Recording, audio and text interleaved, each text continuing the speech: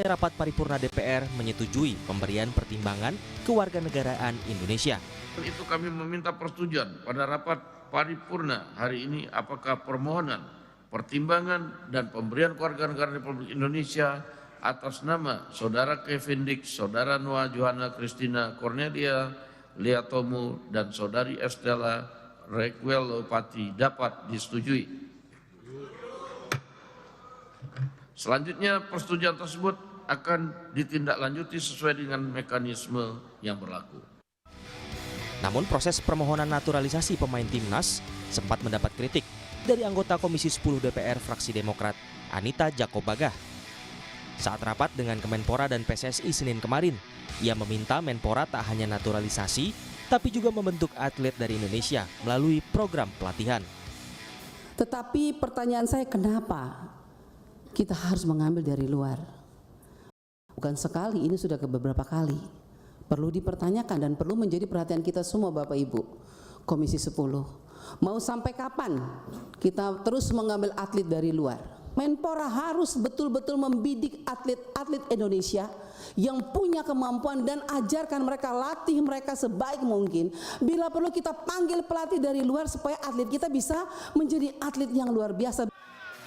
Di rapat yang sama, Sekjen PSSI Yunus Nusi bilang, program naturalisasi pemain keturunan yang dilakukan PSSI sesuai saran pelatih Timnas Indonesia, Shin Tae-yong. Timnas Indonesia disebut akan sulit lolos ke Piala Dunia 2026 hanya dengan mengandalkan pemain yang saat ini berlaga di liga lokal. Shin Tae-yong telah memberikan saran dan rekomendasi kepada PSSI.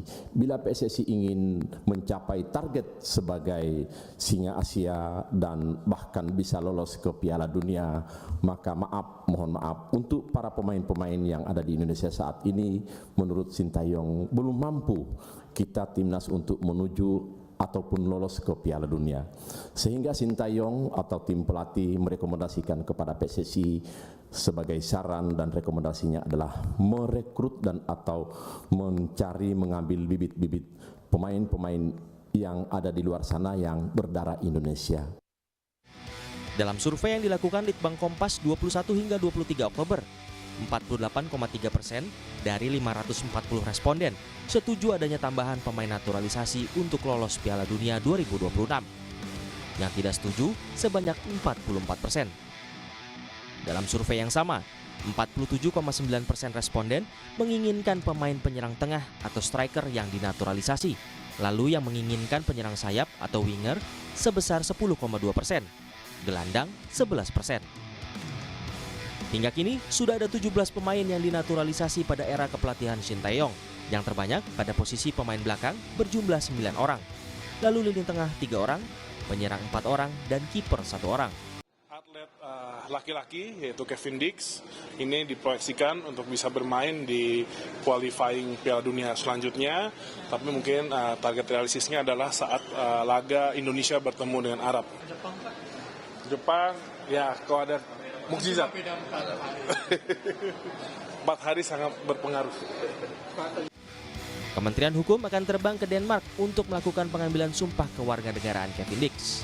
Jika berjalan lancar, bukan tidak mungkin Kevin dapat memperkuat timnas melawan Jepang di Gelora Bung Karno 15 November.